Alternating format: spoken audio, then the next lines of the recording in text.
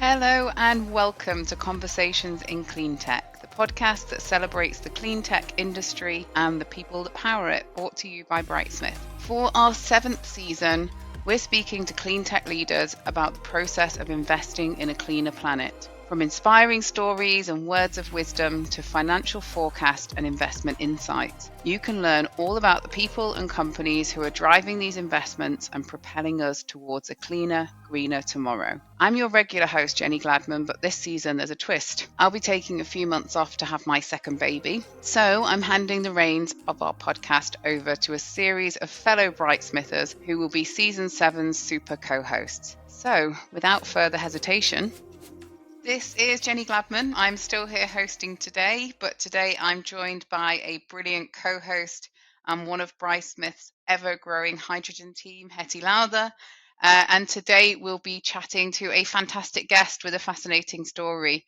From joining the university chemistry group several years before she was the age to do so, to later receiving a PhD in chemistry and moving on to work for some of the hydrogen industry's most interesting startups. It's my great pleasure to welcome Edyta Rynkowska, Chief Material Scientist, Advisor, and seasoned guest speaker to today's show. So, Edyta, welcome. Thank you very much. It's my pleasure.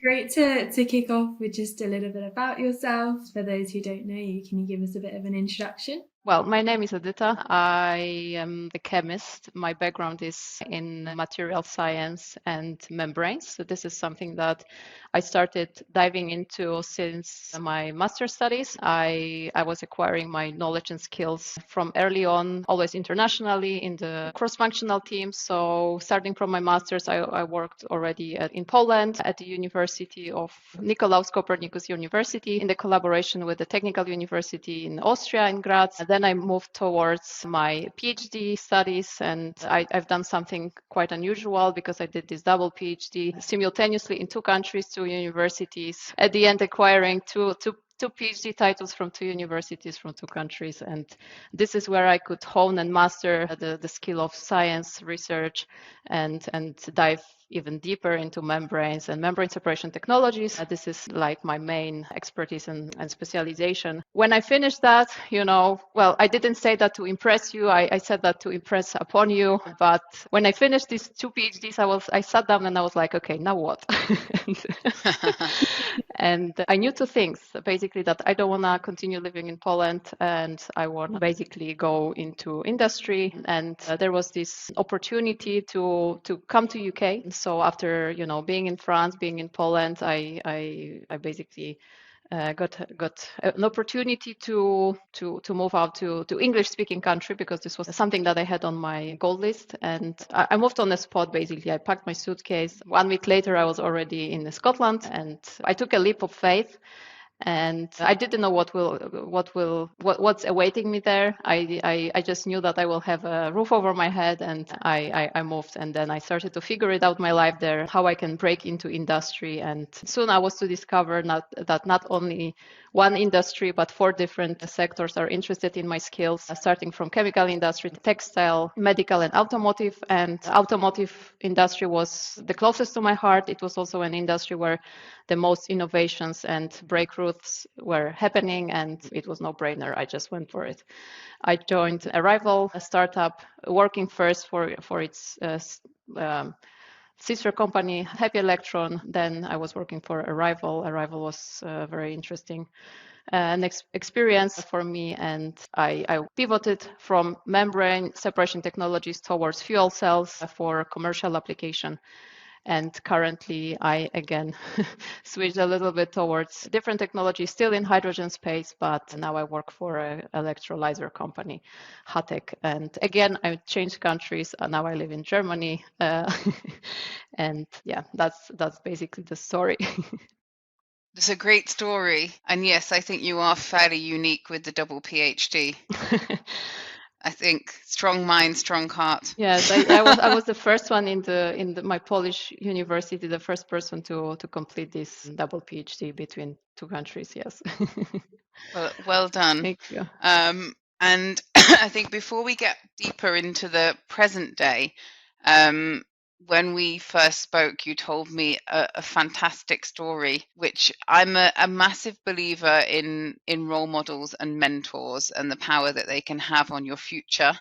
And your present, but your future particularly. And I'm going to ask you to share the story with our listeners around your school chemistry teacher and where that led, because I think for those of our listeners who perhaps a bit younger and not knowing what direction to take, I think it's one that is very inspiring, but also you're someone that clearly takes a lot of leaps of faith. So you've done this several times, but maybe the first one going so well was perhaps the kicker for the others. So Yeah. over to you. Yeah, so basically my chemistry story started early on when I was at the level of junior high school. So I was around 15 years old at that time. And it was my first encounter with the chemistry lessons, I think. And yeah, basically, I had an amazing teacher. She loved chemistry, and she inspired me as well with how chemistry can be very interesting and beautiful. And something clicked from basically the day one. And she taught me everything she knew at that point. And then she introduced me also to her ex-supervisor from her master's studies at the university in my hometown.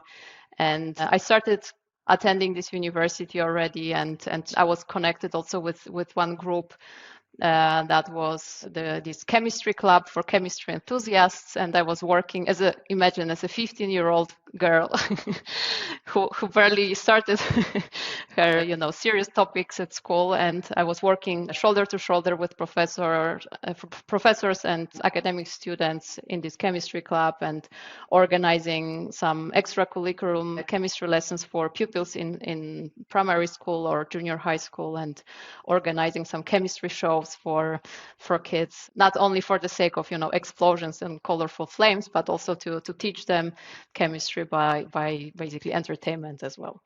That was really fun, and that was my first encounter with chemistry, like this, let's say, the serious chemistry, and going beyond the classes. And basically everything started there. I eventually stayed there to study chemistry, and I spent another 10 years at this university diving deeper into chemistry. And I think this was a love from the first sight, and I had no doubts I want to study chemistry in such a bigger depth. I love that story. What was your teacher's name? Renata. Renata. She was also a very strong persona. She was an amazing woman and amazing mentor, and someone who ignited this passion for chemistry for me. And I'm ever grateful to her, because I think without it, I don't know if I would end up liking chemistry that much. Well, it's a great story. And I think just one other thing I'd like to find out is, obviously she was a great mentor and role model to you in the early years, but since you've come out of academia and into the world of industry, what role have role models and mentors played to you? Yes, I also came across brilliant people, brilliant minds, and such an entrepreneurial spirits. And this is where I also discovered the importance of also commercializing these findings, because you can do all sorts of research and studies in the academia, but what I find the most interesting is also the angle for commercialization of this research, and making a difference also from within the industry, because this is also brilliant for me, how technology can be a tool for a change as well. And I met brilliant people, starting from, I don't know, the CEO of the first startup I work for, and some of my peers. And yeah, I mean, you can learn from a lot of people, and I took every chance to use that possibility. And I guess as someone who's now really benefited from those mentors and is, that inspiring women to lots of people in the industry, what advice would you give to those people who are like yourself, 15 years old, kind of getting into chemistry? Where can they find their mentors? Yes, I mean, I think first of all, it's be curious, and how to say that, don't let this curiosity fade away, and just ignite it, and find ways to stay interested, and ask questions. And this is something that helped me from when I was still at school and I was studying, and till now when I'm in the work environment, because sometimes we think that we need to have everything figured out, but this is not the case. And asking questions, asking, your peers and also people above you can really bring a lot of value for what you are doing. I guess good thing to bring from the academic world where you can ask those questions. And I think that's something me and Jenny were talking about, is that shift from academia into the industry. How did you find that change from going to being a PhD student to working in these cool startups? What I found out is it's a different environment, different language that those two worlds speak, and it was an interesting learning curve to to also kind of loosen up the mindset of an academia. Where I remember, for example, the situation where I was asked to present a presentation. I prepared a presentation very thoroughly, 40 minutes talk, and it was more of an academic lecture, not than the, let's say, pitch that I was expected to deliver. But yeah, I mean, those little things, for example, was something that I needed to accommodate, but also a different way of looking at the research. And because I worked for R&D startups, and there is a different approach to the research compared to academia when I think about industry. And yeah, this was a very brilliant thing to experience, because as I mentioned, it's more about the commercialization of the products that needs to hit the market, and there is a different approach to how things work and how we approach the research, basically. Yeah, I think your open-minded nature probably made it easier for you than some. Because you have to be willing to change. And I think that's where having these conversations with a lot of people that make that shift, they find it very difficult, because actually the one consistency with academia is that you're generally in it for a very long time. And so you get very accustomed to doing things in a certain way. And then someone tells you to rush that something, and it feels like a bit out of your comfort zone, and learning for that to be your comfort zone, I think, is quite a challenge for some. Yeah, that's a good point. It's a different pace of working as well, and you need to grow the muscle to accommodate those requirements, because I mean these are different criteria at stake. You have stakeholders, you have money that people invested in it, and it's a different angle than in academia. And thinking about the hydrogen space, it seems like you've got yourself firmly in that world now.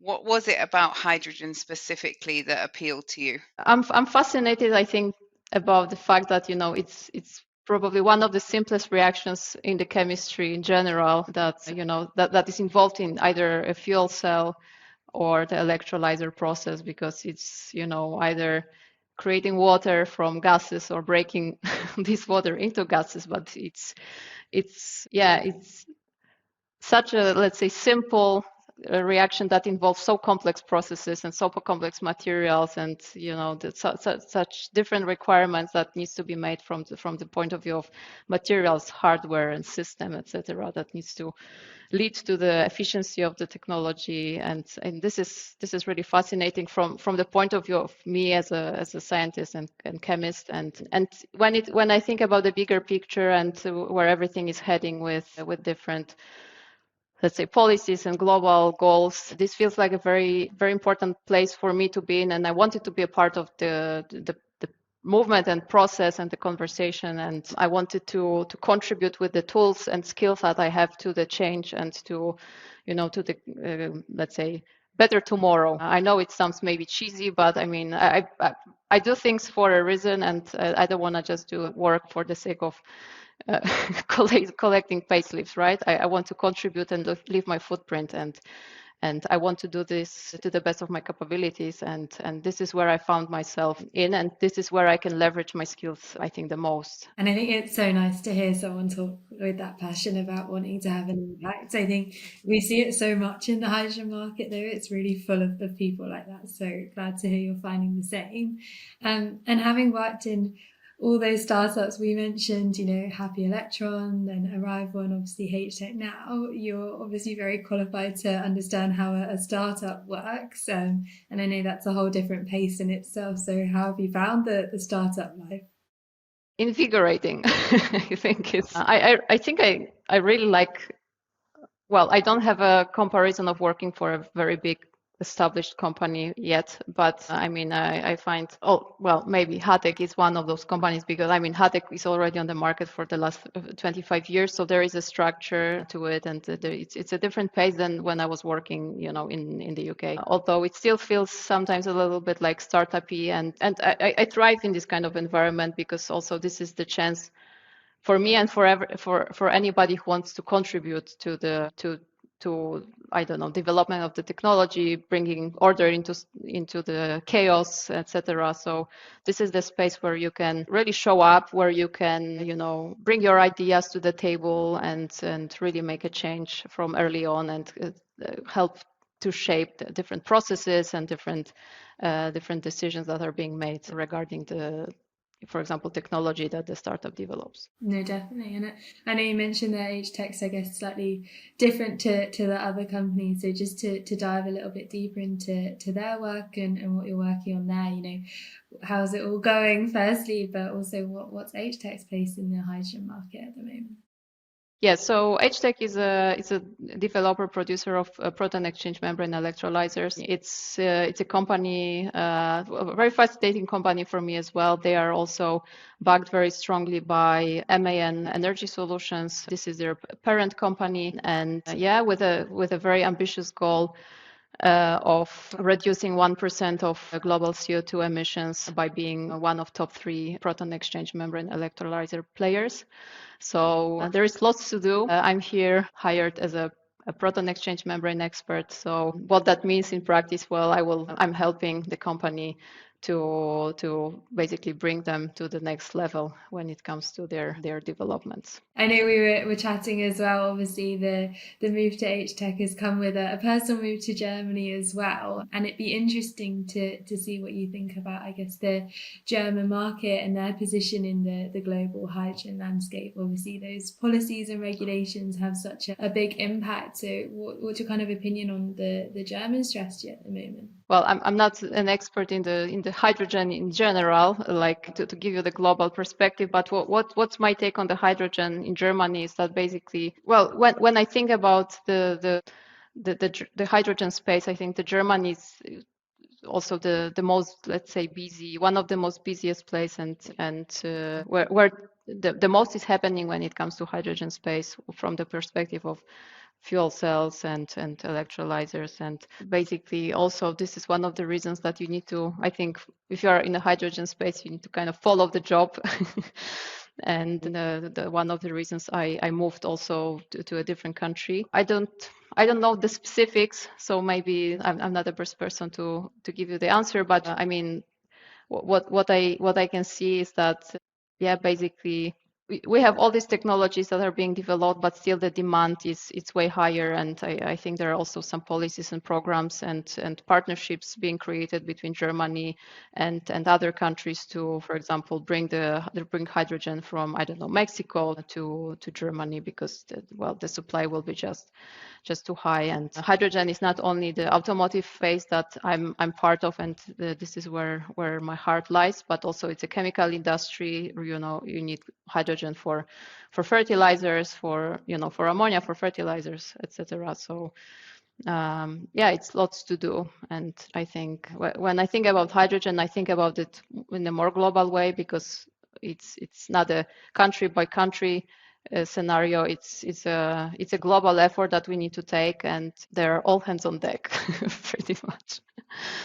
I agree. Sometimes we see people looking at net zero, even city by city, and it's great for cities to have their own goals. Don't get me wrong, but yeah, as you say, it's a global problem, and actually it brings us on to kind of the next topic of the market as an entirety and the investment in the market. And I think we have to all look at that on a global level. What sort of trends have you seen when it comes to the investment in the space, and what do you think needs to happen moving forward?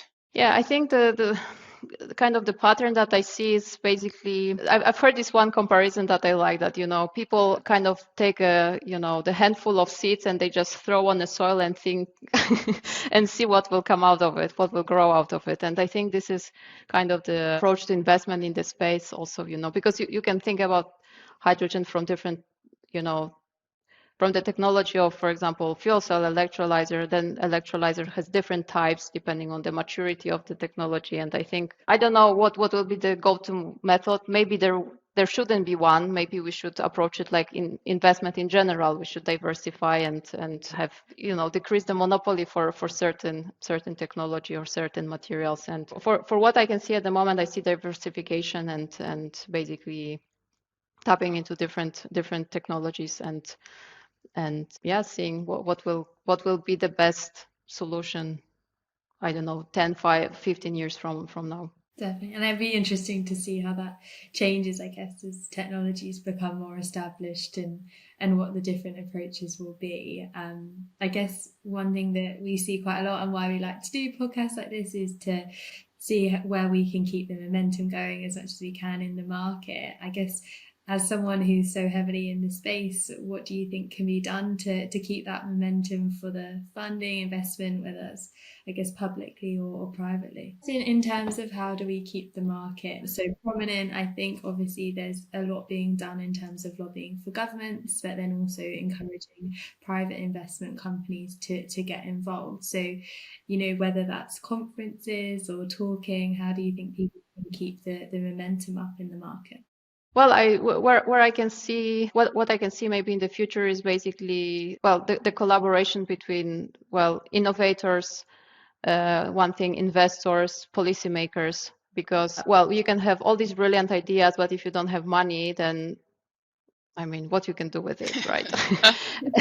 At the same time, you can have all the money, but if you don't have a technical knowledge, and this is something that it's being an expert in this space takes time, and it's the entry level for becoming an expert is lengthy, and I think bringing these people together and also having this third dimension of policymakers can I think, well, keep the momentum going or accelerate what is already happening at the moment. One thing I would add maybe is also to increase the, let's say, the education when it comes to actually showing the importance of this change to people that are not really involved in this space of hydrogen and clean technology, because at the end of the day, people vote with their money, for example, whether they want to buy a hydrogen car or diesel car or something like that. And showing the importance of it, and also, well, when I think about investment, I need to mention investing in people, and because it's not only investment into startups and people who already are in the space, but also we need more and more experts to actually accommodate all this demand that is from the industry, because I mean, as I said, I mean, having specialized expert in this space takes time, and I mean, we need to encourage more people, and especially I think women, because I mean, breaking into industry may be daunting for a lot of people. So basically we have a lot of experts in academia that could thrive in industry, but they don't know how to break in, or they don't have enough courage, or there are some other circumstances. So helping those people, first of all, develop these skills that are required, and helping them to bridge between these two worlds, or even break into industry. It's something of importance. Yeah, definitely. And I think that's something that I think, like, linking back to the mentors at the start, is so important for women in this space, is having people they can look up to and kind of get that guidance from. Definitely agree on that side. And I guess you mentioned it there, it's investing in people to become the experts. I guess for professionals who are looking to enter into the hydrogen industry, what are kind of those skills and knowledge gaps you think they should work on that will help them to succeed? Well, basically you need to have technical skills, but I mean, as I always like to say, you can, if you have gaps, you can always, pick up the gaps. I mean, you can always learn and pick up with what you are missing. But I think what is needed even more, I think it's also this, this flexibility to learn and adapt and be agile in this space, because this is so fast-paced environment, and you need to be flexible and be agile to, sometimes pivot and, and make changes and take different decisions. And I think one of the things is to stay curious, because I mean the curiosity will help you. I don't know. I think it helps on so many levels, like being innovative, being creative, and just, being the inventor that the industry needs to create better change, bigger change when it comes to development of technologies. And if you can remind me the question again. So yeah, I think that covers it. It's kind of just in terms of people who are looking to get into the sector, skills and knowledge they need. And I think that curiosity piece is great advice for people. I would add one more thing. So I think one of the things that is, I think, maybe sometimes neglected and forgotten is relationship building. And what I had to learn the hard way is actually, forcing myself to, just talk to strangers on LinkedIn, for example, right? And approaching different people like CEOs, I don't know, different policymakers, etc. People who I might be intimidated by, or I don't know, I would feel like, oh, maybe they will never reply me, or some people maybe think that. But I think this is really important to go out there, go to, I don't know, networking events, conferences. If you are at academia and if you just, mingle around your own peers, you would never meet people from outside of your comfort zone and from outside of your expertise, because I mean, people from industry or policymakers will bring you different view on the problem, and maybe they will provide you with the missing puzzles that you have for solving your problems. And yeah, networking and relationship building is, I think, also super crucial. I really like that you brought that side of it, because I think people often focus on the technical side, but actually you talked through that curiosity, creativity, collaboration, going out of your comfort zone. 4 C's. We should be the 4 C's of mastering the hydrogen world. But no, I think they're actually really fundamental, because, as you said earlier, you can have great ideas, but without the money, they go nowhere. But I think you can also have great ideas, and without collaboration, they go nowhere. And something we see in this sector that you don't see in all sectors is people actually want to see others do well. So as much as you have your competitors, and of course, competitors by very nature, there is competition, but actually we need lots of people to succeed in the sector for it to get to where it needs to go. And because of that, we see a great sense of collaboration. And I think you touched on it there, but also the kind of theme, the running through of that, being able to reach out to people, and actually they do come back to you. And I think that's been something that people overwhelmingly talk about, that you can approach a CEO or a policymaker or whoever it might be and ask for advice and guidance, and actually they have a vested interest in the sector, so they do come back to you. So I think, Edyta, you're going to be inundated with people looking for a new inspirational mentor.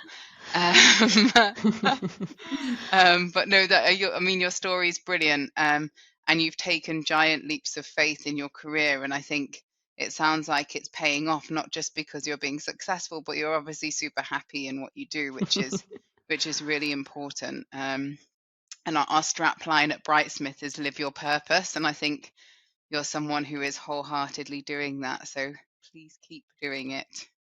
I still keep asking myself, what does it mean to live my purpose? But I think I'm getting somewhere closer.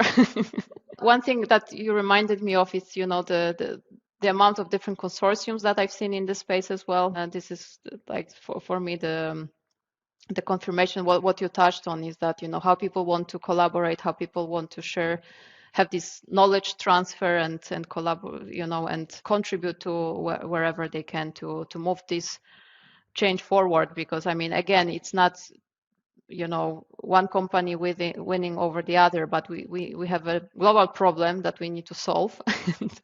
and we need all hands on deck. No, for sure. And I think that's a lovely positive note for us to end on. I like to end on the collaboration piece. So thank you so much for chatting to us. It's been great to learn more about your story. And yeah, as Jenny says, I expect you'll have a very full inbox in the morning. So thank you so much. Thank you very much. Thank you, Edyta. Take care and very best of luck settling into a new company and the new country and taking the hydrogen world by storm. Thank you very much. I appreciate it. It was my pleasure to be the guest.